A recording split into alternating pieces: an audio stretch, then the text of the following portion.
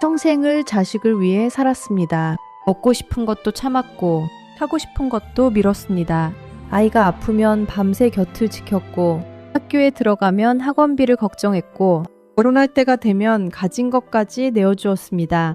그런데 어느 순간부터 이상합니다. 전화하면 짧게 대답하고 무슨 일이 있냐고 물으면 괜찮다고만 합니다. 먼저 연락하는 일도 줄었습니다. 그래서 부모는 생각합니다. 내가 뭘 잘못했을까? 내가 사랑을 덜 줬던 걸까? 그런데 어쩌면 질문이 조금 다를 수 있습니다.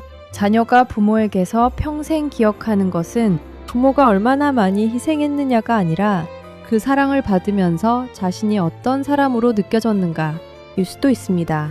부모 입장에서는 억울할 수 있습니다. 내가 너를 위해서 얼마나 고생했는데.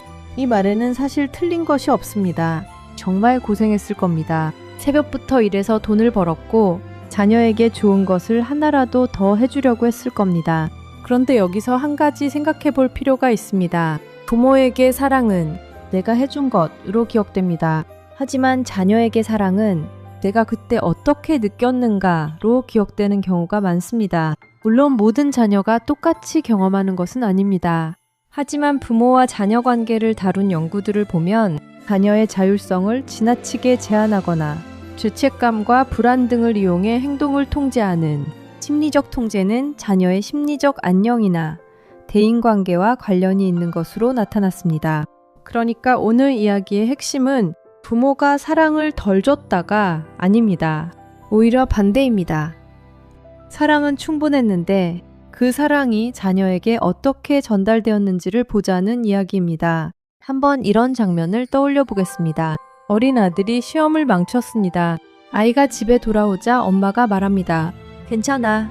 다음에 잘하면 되지. 그런데 곧이어 말이 이어집니다. 그러니까 엄마가 공부 좀 하라고 했잖아. 친구들이랑 놀 시간에 공부했어야지. 이번에도 이런 식이면 앞으로 어떻게 하려고 그래. 엄마는 아이를 미워해서 하는 말이 아닙니다. 걱정해서 하는 말입니다. 잘 되기를 바래서 하는 말입니다. 그런데 아이 입장에서는 어떨까요? 처음에는 괜찮아 라는 말을 들었습니다. 하지만 곧바로 네가 잘못했어 라는 메시지를 함께 받았습니다. 이런 경험이 반복되면 아이는 조금씩 배우게 됩니다. 엄마한테 내 이야기를 하면 결국 잔소리를 듣게 되는구나. 그래서 말하지 않습니다. 혼자 해결하려고 합니다. 그리고 어느 날부터는 부모에게 좋은 일이 생겨도 말하지 않고 힘든 일이 생겨도 말하지 않습니다. 그때 부모는 또 묻습니다. 왜 너는 엄마한테 아무 말도 안 하니? 하지만 자녀 입장에서는 이미 오래전부터 말하지 않는 것이 편한 방법이 되었을 수도 있습니다.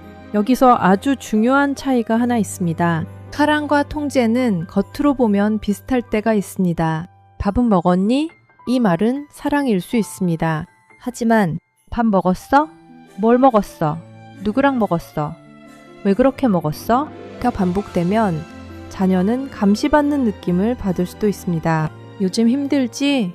이 말은 관심입니다. 하지만 그러니까 엄마가 그 직장 그만두라고 했잖아. 말 뒤따르면 자녀는 다음부터 힘든 이야기를 하지 않을 수 있습니다.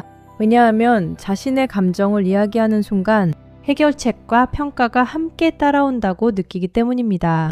그래서 성인이 된 자녀가 부모와 대화를 피하는 이유가 항상 부모를 사랑하지 않아서인 것은 아닙니다. 오히려 대화를 시작하면 내가 또 설명해야 할 것 같아서 피하는 경우도 있을 수 있습니다. 이것은 단정적인 법칙이 아니라 관계에서 충분히 나타날 수 있는 하나의 패턴입니다. 심리학에서는 부모가 자녀의 생각과 감정, 선택을 지나치게 통제하는 것을 심리적 통제라는 개념으로 설명합니다.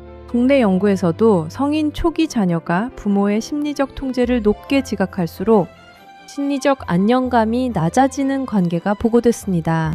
여기서 중요한 것은 부모가 나쁜 사람이라는 결론이 아닙니다. 대부분의 부모는 자녀를 통제하고 싶어서 통제하는 것이 아닙니다. 걱정하기 때문입니다. 사랑하기 때문입니다. 자신이 살아오면서 얻은 경험을 자녀에게 알려주고 싶은 것입니다.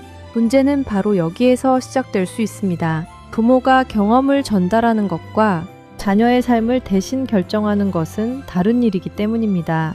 특히 자녀가 성인이 된 뒤에는 이 차이가 더욱 중요해집니다. 어릴 때는 부모가 결정해줘야 하는 일이 많습니다.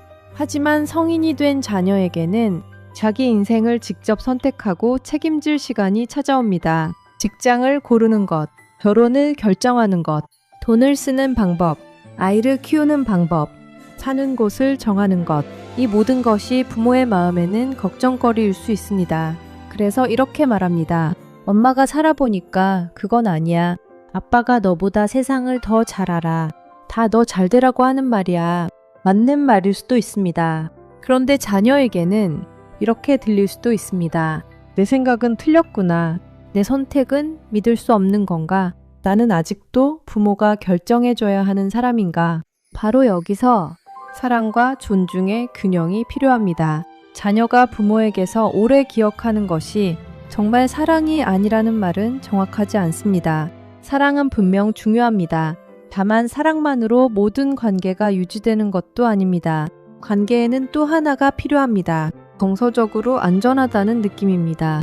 내 이야기를 했을 때 비난받지 않을 것이라는 느낌, 실수했을 때 그럴 수도 있지 라는 말을 들을 수 있다는 느낌, 내 생각과 부모의 생각이 달라도 관계가 끊어지지 않을 것이라는 믿음, 이런 경험이 쌓이면 자녀는 부모에게 자신의 이야기를 더 쉽게 꺼낼 수 있습니다. 반대로 말할 때마다 평가받고 선택할 때마다 간섭받고 도움을 받을 때마다 빚진 마음이 든다면 사랑받고 있다는 사실과 별개로 대화가 부담스러워질 수 있습니다. 그렇다면 부모는 어떻게 해야 할까요?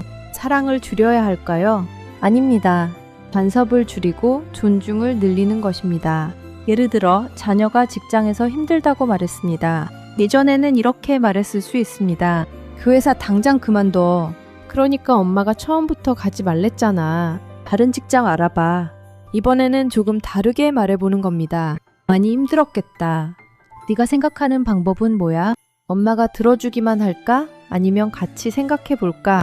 이 세 문장은 아주 단순합니다.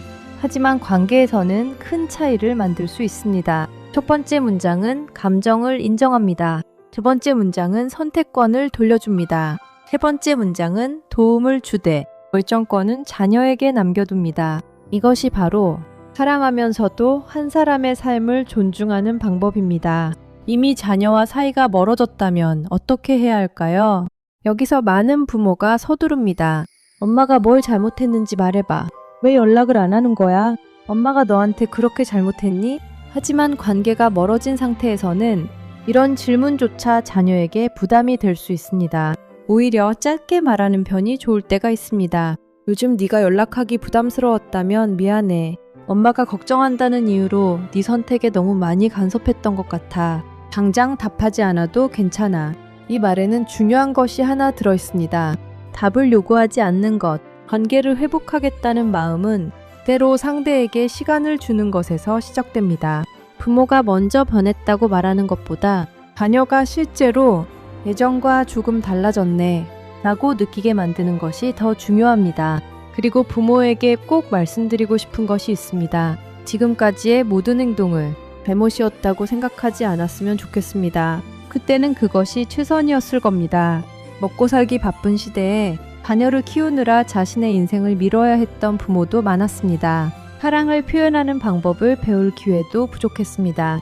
그래서 사랑을 밥으로 표현하고 돈으로 표현하고 희생으로 표현하고 잔소리로 표현했을지도 모릅니다. 그렇다고 그 사랑이 가짜였던 것은 아닙니다. 다만 이제 자녀가 어른이 되었다면 사랑의 표현 방식도 조금 달라질 수 있습니다. 어릴 때는 내가 너를 지켜줄게 였다면 어른이 된 자녀에게는 네가 선택한 삶을 믿어볼게 라고 말해줄 수 있습니다. 이것이 사랑이 사라지는 것이 아닙니다. 사랑이 한 단계 성숙하는 것입니다. 어쩌면 자녀가 부모에게서 평생 기억하는 것은 비싼 선물도, 얼마나 많은 돈을 써줬는지도, 몇 번이나 희생했는지도 아닐 수 있습니다. 물론 그런 기억도 남습니다. 하지만 그보다 더 오래 남는 것은 내가 힘들 때 부모가 내 편이 되어주었던 순간, 내 생각이 달라도 내 말을 끝까지 들어주었던 순간, 실수했을 때 나를 부끄럽게 만들지 않았던 순간, 그리고 무엇보다 내가 한 사람의 인격으로 존중받고 있다고 느꼈던 순간일지도 모릅니다. 자녀에게 필요한 것은 완벽한 부모가 아닙니다. 부모도 실수할 수 있다는 것을 압니다. 다만 자녀가 이렇게 느낄 수 있는 부모라면 충분합니다. 내 부모님은 나를 사랑한다. 그리고 동시에 내 부모님은 나를 믿는다. 그 두 가지가 함께 있을 때 사랑은 부담이 아니라 평생 돌아갈 수 있는 마음의 집이 됩니다. 오늘 이야기가 마음에 남았다면 구독과 좋아요로 하루 10분 마음노트를 함께 해주세요. 마음을 조금 더 편안하게 만드는 이야기로 찾아오겠습니다.